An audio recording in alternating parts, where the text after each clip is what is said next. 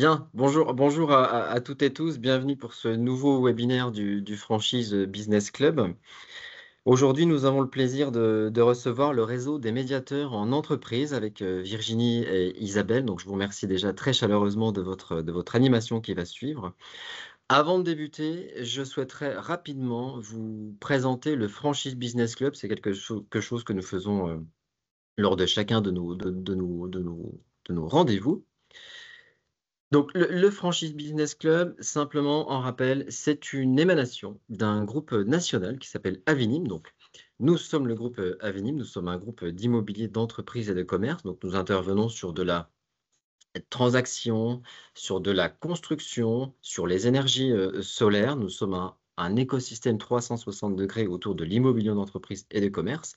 Et donc, le Franchise Business Club rassemble en majorité des franchises, mais s'ouvre également au réseau de commerce organisé, au réseau de commerce intégré, aux experts et aux prestataires de services. Donc, nous animons ce réseau depuis un certain moment dorénavant sur 4 types d'activités. Un premier pôle d'activité qui concerne les médias, les actualités. Sur notre site internet, lefranchisebusinessclub.com, vous aurez tout le loisir de retrouver un certain nombre d'informations concernant les enseignes qui font partie de notre réseau. Nous diffusons également un certain nombre de sujets via nos réseaux sociaux, via notre newsletter qui est envoyée tous les 15 jours à plus de 5000 abonnés. Et puis également, vous découvrirez des portraits vidéo dans la rubrique médias de notre site internet où on présente les membres du Franchise Business Club à travers un support vidéo qui est assez court et assez explicite. Le second pôle d'activité du Franchise Business Club, ça concerne les événements, donc des petits déjeuners thématiques, mais également des webinaires, comme nous avons le plaisir d'organiser ce matin. Une partie expertise sectorielle où nous proposons tous les 15 jours des dossiers assez pointus avec des partenariats pour la partie juridique, la partie marketing, communication et la partie patrimoniale. Donc, je vous laisserai aussi vous rendre sur le site internet du Franchise Business Club pour découvrir ces dossiers vraiment très pointus et très affinés. Et la dernière partie, j'allais dire le dernier pôle d'activité du Franchise Business Club, c'est tout ce qui tourne autour des services spécialisés, un annuaire des membres, un service de recherche foncière et immobilière pour répondre aux nombreux besoins des enseignes qui ont des projets de développement dans les différents territoires. Voilà, Franchise Business Club, résumé en 4 secteurs d'activité. Je vous invite à vous rendre sur le portail franchisebusinessclub.com pour en savoir un petit peu plus. Et moi, je vous tiens à disposition. Avant de laisser la parole au réseau des médiateurs d'entreprise, à Isabelle et Virginie, je fais un petit zoom sur un bel événement que nous allons organiser qui s'appelle les trophées des As de la franchise 2025. Donc, nous lançons ce grand trophée qui vise à récompenser l'excellence RSE dans le secteur de la franchise et à valoriser des belles initiatives en faveur de ces activités. Donc, les trophées sont ouverts aux franchises, bien évidemment, mais pas que, aux réseaux de commerce organisés et intégrés. C'est très simple pour candidater, c'est 5 questions, c'est une vidéo. Il faut se rendre sur le site internet franchisebusinessclub/trophée 2025. La date de limite de réponse est fixée à fin octobre 2025 et les remises de ces trophées auront lieu lors d'une soirée prestige et une soirée business qui se déroulera le 3 février 2026 au Théâtre des Variétés à Paris. Nous aurons plus de 800 partenaires et invités qui seront présents. On aura le plaisir et l'honneur de recevoir Bertrand Piccard, célèbre aventurier, célèbre explorateur qui délivrera une conférence d'une haute valeur ajoutée. Je vous en dis pas plus pour l'instant. Donc moi, Yannick Holzer, je me tiens à votre disposition pour vous expliquer un petit peu plus le Franchise Business Club. Sans plus tarder, je vais laisser la parole à Isabelle et Virginie, donc qui vont nous animer le webinaire de ce matin, qui porte sur les conflits au travail. C'est une thématique que nous avions identifiée parmi d'autres et on jugeait très intéressant de faire appel à vous, Isabelle et Virginie, pour nous délivrer un peu vos expériences et vos enseignements à la matière. Je vous passe la parole. Alors, bonjour à tous, Isabelle Lacour, je suis en train de chercher ma pour partager. Est-ce que vous la voyez bien? Oui, Isabelle, très bien. Je profite simplement de préciser aux nombreux participants à ce webinaire de ne pas hésiter à me poser des questions via le formulaire de discussion. Et moi, je me permettrai, Isabelle ou Virginie, de vous couper et de vous poser les questions en direct. Merci Yannick. Merci de nous avoir invités toutes les deux avec Virginie à ce webinaire. Nous sommes ravis de vous présenter la démarche de médiation, qui est une méthode de résolution amiable des conflits qui n'est pas toujours connue. Et donc c'est pour ça que nous sommes là pour répondre bien sûr à vos questions. Et n'hésitez pas, on a bien noté Yannick que vous nous les poseriez au cours de ce webinaire. Alors, nos profils, je me présente, Isabelle Lacour, donc je suis médiatrice depuis 10 ans, coach dirigeant certifié. J'accompagne les changements par rapport aux risques psychosociaux, la prévention des risques psychosociaux. Je suis formatrice en soft skills et je suis médiatrice assermentée à plusieurs cours d'appel, Paris, Toulouse, Amiens. Et je viens ici en tant que présidente du réseau des médiateurs en entreprise. Auparavant, j'ai travaillé dans de grands groupes, dont Orange, dans des fonctions de marketing, grands comptes, chef de projet. Je te laisse la parole, Virginie. Bonjour à tous, donc moi je suis Virginie Piliage-Jacquilla, je suis médiatrice depuis presque 15 ans. J'interviens dans les conflits relationnels et interpersonnels en entreprise. Je suis comme Isabelle assermentée à la Cour d'appel de Paris. Je suis par ailleurs coach sur une plateforme de santé mentale qui s'appelle Mocacare. Formatrice également sur tout ce qui est compétences managériales et soft skills. Et j'ai par ailleurs une expérience professionnelle de 20 ans à la SNCF, dont 10 ans en ressources humaines, au cours desquels je me suis formée au métier de coach et au métier de médiatrice. Je vais vous parler du réseau des médiateurs en entreprise. Donc, c'est un réseau qui a 35 ans, donc il a été créé en 90. C'est un réseau national de médiateurs indépendants qui sont formés, expérimentés. Donc, notre ADN, qu'est-ce que c'est? C'est une double compétence médiation et connaissance de l'entreprise. Et les médiateurs de notre réseau, du réseau des médiateurs en entreprise RME, ce sont des professionnels de la médiation. Ils ont une expérience approfondie des organisations, des relations humaines. Ils respectent un code de déontologie du médiateur qui est strict, le code de médiation 21, une association de 27 centres de médiation ou associations de médiation. Ils ont suivi un parcours de formation initiale à la médiation qui est conséquent, 200 heures minimum.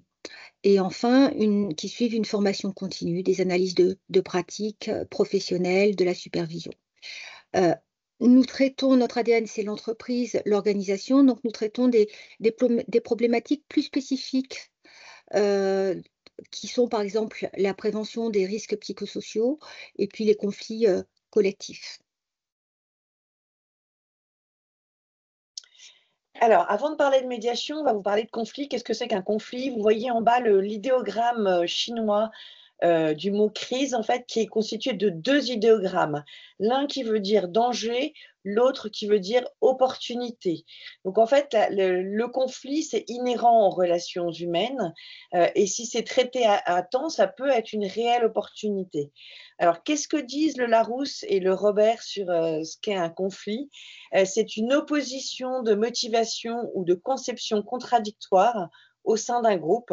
Ce qu'on peut dire, c'est que les conflits, comme je disais tout à l'heure, sont inévitables dès lors que des personnes travaillent ensemble ou sont en relation dans un groupe. L'origine des conflits, c'est souvent ce qu'on appelle, nous, médiateurs, le cadre de référence.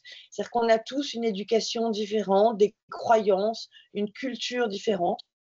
Et donc, c'est ça qui va faire que parfois, ça se télescope, ça vient un petit peu en termes de tectonique des plaques, ça vient un petit peu se confronter. Ça peut créer des malentendus, des mauvaises interprétations. Et puis, le conflit, c'est aussi lié à un empilement, une sédimentation, je dirais, de désaccords passés. C'est-à-dire qu'on n'a pas été d'accord pendant plusieurs années, par exemple, mois sur des sujets, on s'en est pas parlé, et à la fin, on arrive à un conflit de personnes et non plus à des désaccords sur des sujets qui auraient pu être dénoués au démarrage. Les conflits, ils sont amplifiés par l'environnement professionnel, par exemple par la culture d'entreprise, mais ils sont aussi amplifiés par l'urgence.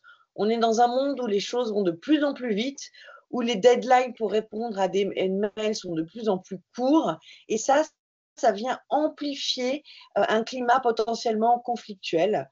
Une mauvaise communication, ça va sans dire, ça va amplifier les risques de conflit. Et pour revenir à l'idéogramme chinois, les désaccords, s'ils sont traités suffisamment tôt, c'est plutôt source d'enrichissement parce que c'est ne pas avoir le même avis sur un sujet, ça va être une source d'enrichissement parce qu'on va aller, on dit souvent seul on va plus vite, ensemble on va plus loin.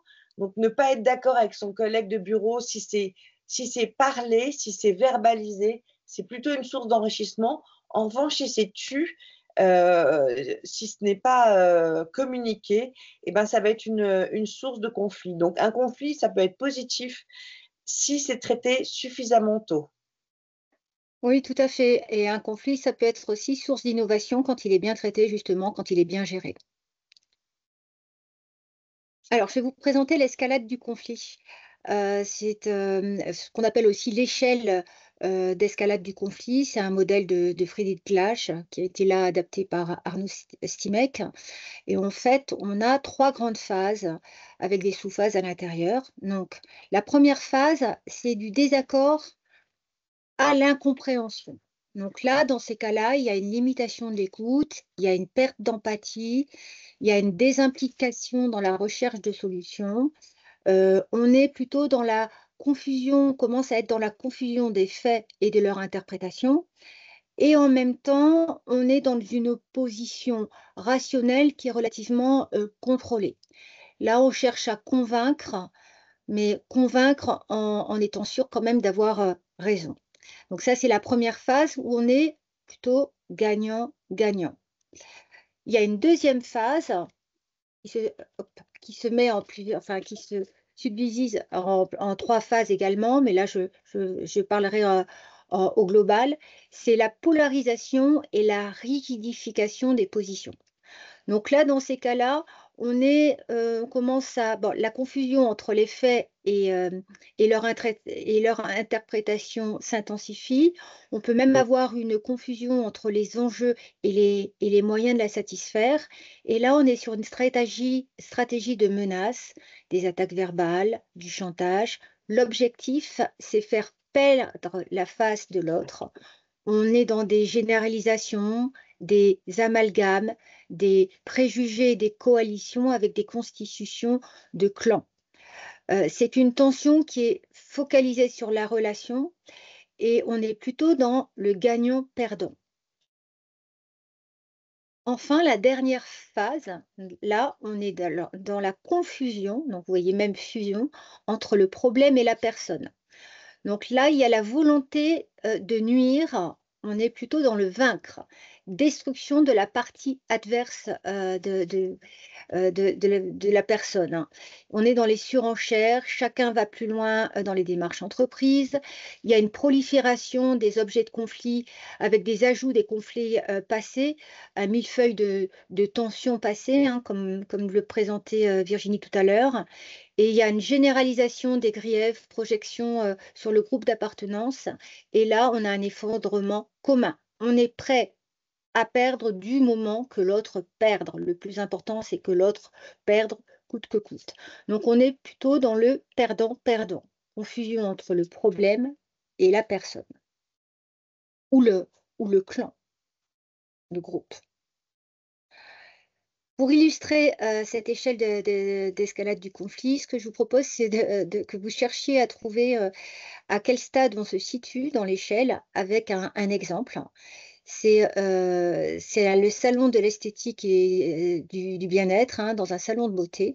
C'est dans ce secteur-là où on a dans un salon de beauté plusieurs employés qui se sentent frustrés par le comportement de certains collègues qui ne respectent pas le même niveau de service rendu aux clients, notamment pour la prestation épilation ou soin du visage, et qui ne prennent pas soin de l'outil de travail, ne nettoient pas les brosses, ne font pas de ménage des espaces qu'ils ont occupés, ce qui crée un problème pour ceux qui prennent le relais. Donc, je voulais vous demander, d'après vous, le conflit se situe à quelle phase à ce niveau-là?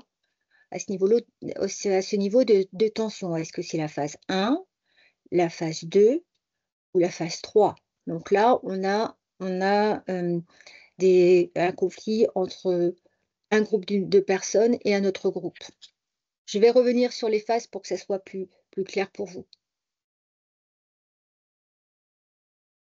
Je vous laisse quelques minutes et je vous invite à peut-être les mettre, si vous avez envie, dans le fil de discussion. Yannick pourra dire quelque chose. Enfin, Oui, je ferai la synthèse si on a des interventions, effectivement.